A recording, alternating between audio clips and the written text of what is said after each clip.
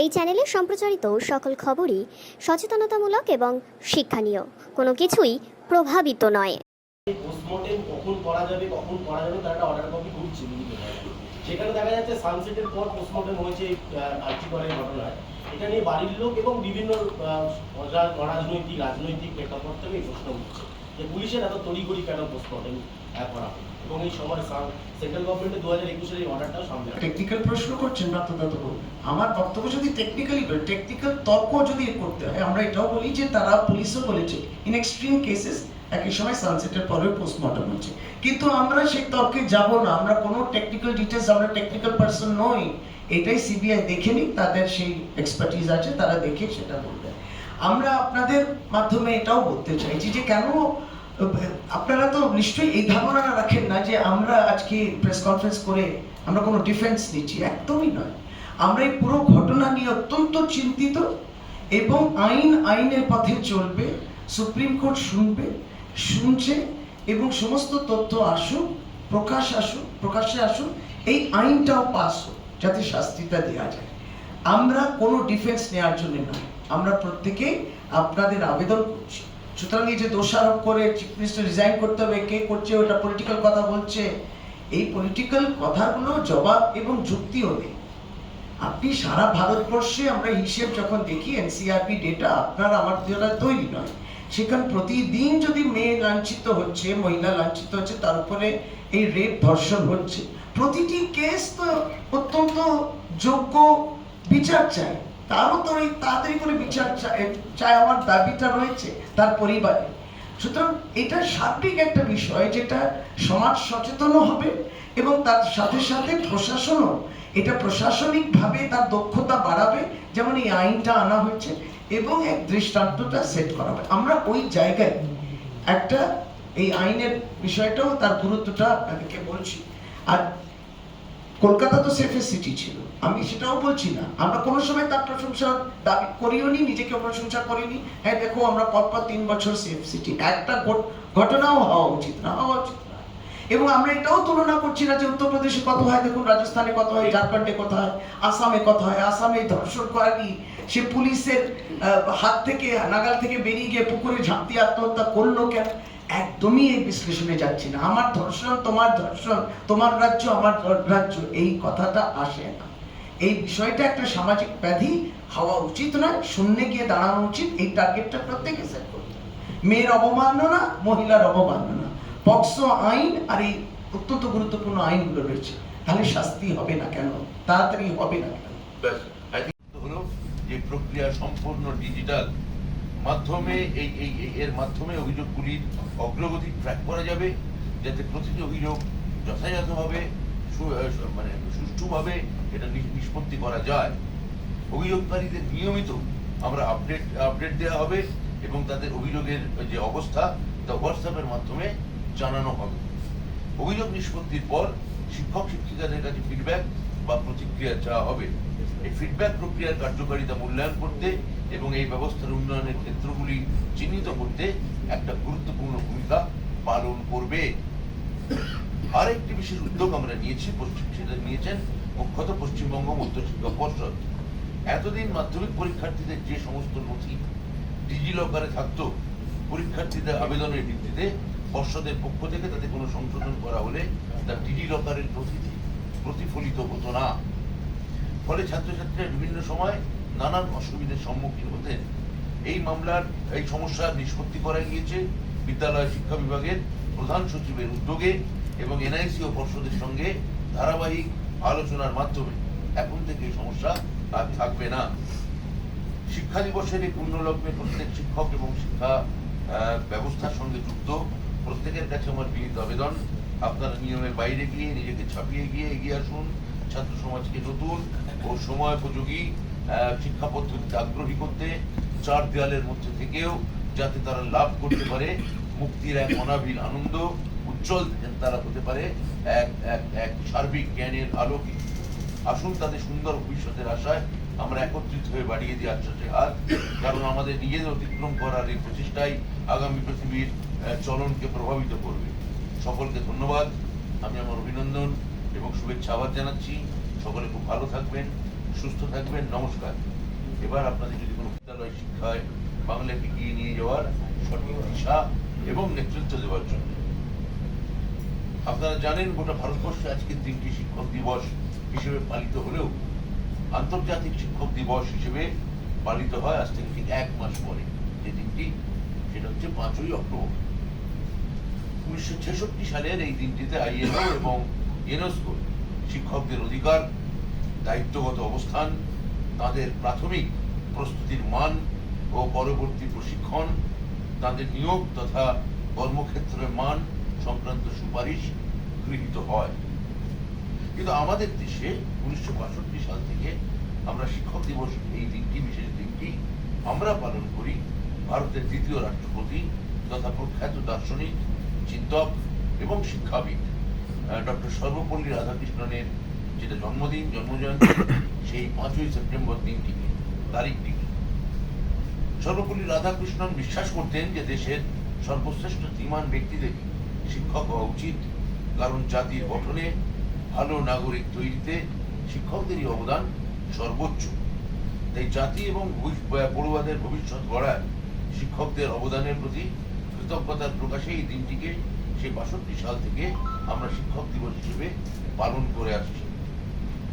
আপনারা সকলেই জানেন যে কিছুদিন আগেই আরজি করে একটি অনভিপ্রেত ঘটনার সাক্ষী হয়েছে আমরা, যাতে আমাদেরই বাড়ির একটি মেয়েকে অত্যন্ত দুর্ভাগ্যজনকভাবে এবং খুবই খারাপভাবে তাকে আমরা হারিয়েছি। আমাদের মাননীয় মুখ্যমন্ত্রী এই ঘটনাতে গভীর বেদনা প্রকাশ করেছেন এবং সমব্যথী হিসেবে তার পরিবারের পাশে দাঁড়িয়ে এই অপরাধীদের বিচার চেয়েছেন।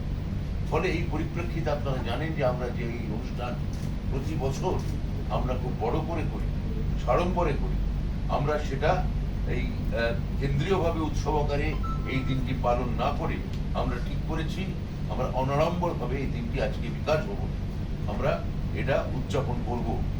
বিভিন্ন বোর্ডের 10ম এবং দ্বাদশ শ্রেণীর শীর্ষ স্থানাধিকারীদের সম্বর্ধনা এবং বিশিষ্ট শিক্ষকদের প্রদেয় শিক্ষারত্ন সম্মান, সেরা বিদ্যালয় সম্মান এবং তরুণের স্বপ্ন প্রকল্পের অর্থ আজকে প্রদান না করে পরবর্তী কিছুদিন পরে সময়ে দেওয়া হবে বলে আমরা সিদ্ধান্ত নিয়েছি। ফলে এই যে দেওয়া হবে না বলে যে বিভ্রান্তি কিছুদিন আগে গণমানুষে কিছু অংশের মধ্যে ছড়িয়েছে, আমি তথ্যহীন ভাষায় দৃঢ়ভাবে বলতে পারি যে সেটি একেবারেই গুজব। এই গুজবে আপনারা একেবারেই কান দেবেন না। আপনারা জানেন যে আমাদের মাননীয় মুখ্যমন্ত্রী শ্রীমতী মমতা বন্দ্যোপাধ্যায়ের নেতৃত্বে 2011 সালে বাংলার শিক্ষাক্ষেত্রে এক আমূল পরিবর্তন হয়েছে। গোটা রাজ্যে অসংখ্য নতুন বিদ্যালয়, মহাবিদ্যালয় স্থাপিত হয়েছে। আজ বাংলার সরকারি বিশ্ববিদ্যালয়ের সংখ্যা 42, আরো কিছু সামনের দিনে তৈরি হওয়ার পথে। ছাত্রছাত্রীদের পড়াশোনার সাহায্যকল্পে চালু হয়েছে স্বামী বিবেকানন্দ মিনস কাম মেরিট স্কলারশিপ। উচ্চশিক্ষার সাহায্যের জন্য চালু করা হয়েছে স্টুডেন্টস ক্রেডিট কার্ড। কিন্তু পরিসংখ্যান দিয়ে আমি আজকের দিনটিকে আর ভারাক্রান্ত করতে চাইছি না, বরং আমাদের এই এতক্ষণ ধরে যেটা দেখলেন আমরা যে কয়েকটি নতুন পদক্ষেপ নিয়েছি সেটা সম্পর্কে আমি সংক্ষিপ্ত আকারে দু একটা কথা আপনাদের বলি। বিদ্যালয় শিক্ষকদের মুখ্যমন্ত্রীর নির্দেশে আমরা আজ থেকে একটি গুরুত্বপূর্ণ পদক্ষেপ গ্রহণ করতে চলেছি। আমরা জানি যে অবসর গ্রহণকালে শিক্ষকদের পেনশন পেতে গেলে ন্যূনতম 10 বছর নিরবচ্ছিন্নভাবে চাকরি করতে হয়। কেউ যদি 9 বছর 6 মাস বা তার বেশি দিন নিরবচ্ছিন্ন চাকরি করে থাকেন, তাহলে বিদ্যালয় শিক্ষা বিভাগের হাতে ক্ষমতা আছে 6 মাস বা তার কম ঘাটতি মার্জনা করে তাকে পেনশন দেওয়ার। কিন্তু সাধারণভাবে বিদ্যালয় শিক্ষা বিভাগ স্বতঃপ্রণোদিত হয়ে এই ক্ষমতার প্রয়োগ এতদিন করত না। অধিকাংশ ক্ষেত্রে শিক্ষক শিক্ষিকাদের কোর্টে বা উচ্চ ন্যায়ালয়ে গিয়ে বিচার চেয়ে প্রতিবিধান আনতে হতো।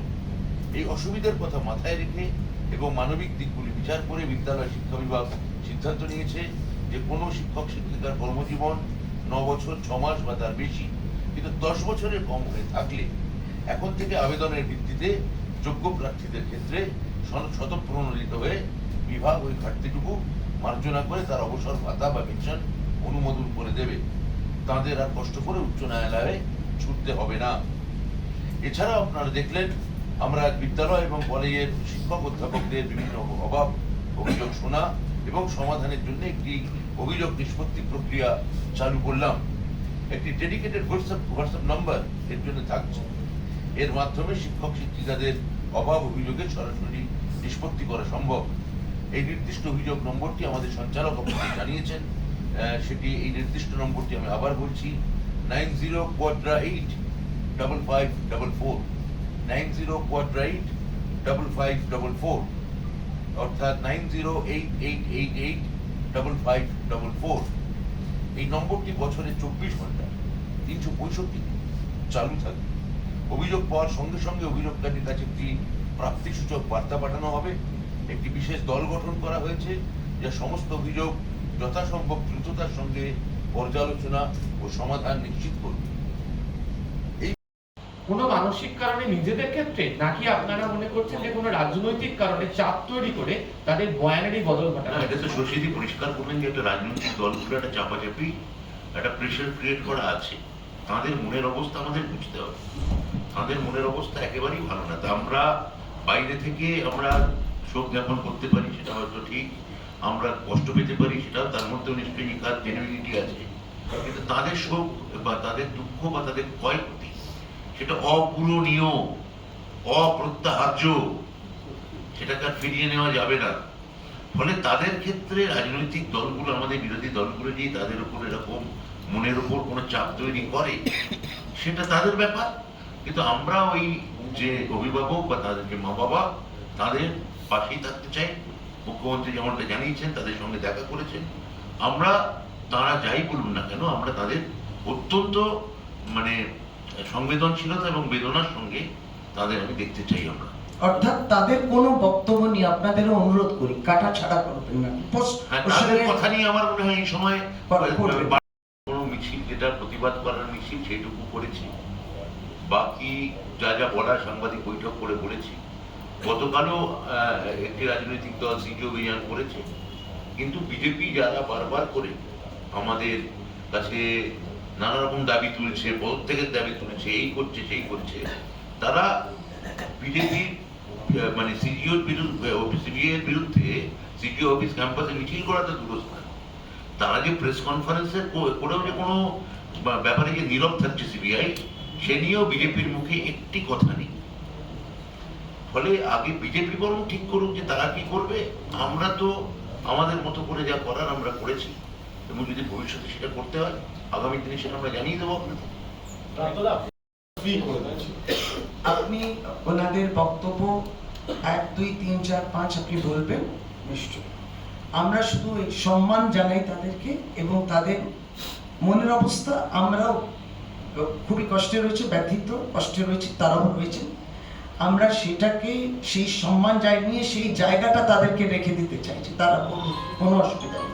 এবং সিবিআই এটা শুনুক, তাদের বিভিন্ন দুশ্চিন্তার কারণটা শুনতে হবে এবং ত্বরান্বিত করতে হবে। যে তদবির ইনভেস্টিগেশন চলছে, সেটা ত্বরান্বিত করুক। কারা করেছেন এই ক্রাইমটা, কারা করেছে সেটা আমাদের তাড়াতাড়ি জানতে হবে। কারা তাদের মেয়েকে কেড়ে নিয়েছে, আমাদের মেয়েকে কেড়ে নিয়েছে, সেটা আমাদের জানতে হবে। বর্তমানে প্রতিদিন লালবাজার অভিযান হচ্ছে বা আগেই আমার সরকারি যে দপ্তর, এই প্রশ্নটা আমার করা হয়েছিল, আমি এক প্রশ্ন উত্তর দিয়েছি। তার অধিকার আছে, তার অধিকার আছে। আমাদের পুরস্কার দেওয়ার অধিকার আছে, তাদেরও পুরস্কার ফিরিয়ে দেওয়ার অধিকার আছে।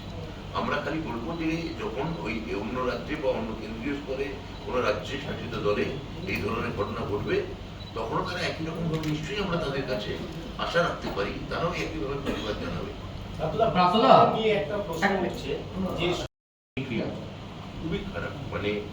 আমি আবার বলছি যে প্রতিবাদ তো করতেই হবে, আন্দোলন করতেই হবে, কিন্তু এইভাবে কিছু নির্দিষ্ট খ্যাতিমান মানুষকে ঘিরে ধরে তাদের গাড়ি ঢিল ছোড়া, গাড়ি আক্রমণ করা, তাদের ফিরে যেতে বলা, এমনকি এই যে প্রাক্তন সাংসদ যার কথা আপনারা এক্ষুনি বললেন, এটার মধ্যে এক ধরনের মিসোজিনি আছে। যে নারী বিদ্বেষের বিরুদ্ধে আমরা প্রতিবাদ করতে চাইছি, এটা সেই নারী বিদ্বেষকেই কিন্তু উস্কে দিচ্ছে এই ধরনের ঘটনা। এবং তৃণমূল কংগ্রেসের পতাকা পুড়িয়ে কি আনন্দ পেলেন আমি জানি না। এটা তাহলে এটার মধ্যে যে রাজনৈতিক সমাজ এবং অরাজনৈতিক সমাজ, আমার মনে হয় যারা সত্যিকারের প্রোটেস্ট করছেন, তারাও তৃণমূল কংগ্রেসের এই পতাকা পোড়ানোর ক্ষেত্রে সোচ্চার হবেন এবং এই ঘটনার নিন্দা তারা করবে। তাহলে কি এর পিছনে রাজনীতি রয়েছে, কোনো রাজনীতি? অবশ্যই রয়েছে, নইলে এটা কখনো এইভাবে পতাকা পুড়িয়ে কিছু প্রমাণ হয় না। একটা প্রশ্ন বলবেন, আপনাদের একটা add করবেন। সাংবাদিক পরিচয়টা দিয়ে দিন আপনি। CBI এখানেই বলছে যে CBI সূত্রে খবর, মানে সূত্র, সূত্র। আমরা সূত্র হিসেবে আপনি সিবিআই এর সোর্স হতে পারে বা সিবিআই আপনার সোর্স হতে থাকতে পারে, কিন্তু আমরা তো একটা নির্দিষ্ট সাংবাদিক বৈঠক করে আমরা জানতে চাইছি যে সত্যি যদি প্রমাণ রিপোর্ট হয় ভয়ঙ্কর ঘটনা, তাহলে সেটা তার জানা যে হ্যাঁ এই জায়গায় এই হয়েছে, এই যে তার নির্দেশিকা যেমনটা আপনারা বললেন। না না, এটা পরিষ্কার, এই যে নির্দেশিকার সত্যি সত্যি স্বাক্ষর, এটা নিয়ে আপনি আমরা সকলেই আলোচনা করতে পারি, কিন্তু আলোচনার জায়গা আসলে নেই। কারণ সিবিআই যখন ইনভেস্টিগেশন করছে, সিবিআই কে তাহলে যারা মনে করছেন সেই সময় ছিলেন, মনে করছেন যে ট্যাম্পারিং হচ্ছে, তারা সমস্ত তাদের তথ্য সাবস্ট্যান্সিয়েট করুন। আপনার যে অভিযোগ আছে সেটাকে তথ্য সহ সিবিআই এর কাছে জমা দিন। সিবিআই এই বিষয়টা দেখার কথা। যতদিন কলকাতা পুলিশ পৌঁছলের প্রথম দিন 3 দিন আপনি জানেন প্রেস কনফারেন্স ইত্যাদি সবটাই হচ্ছিল, তাহলে সেটা নিয়েই তো আমরা আরম্ভ করলাম। সিবিআইও একটু আলো প্রকাশ করুন, এই কিন্তু একটা সূত্র প্রেস কনফারেন্স করুন,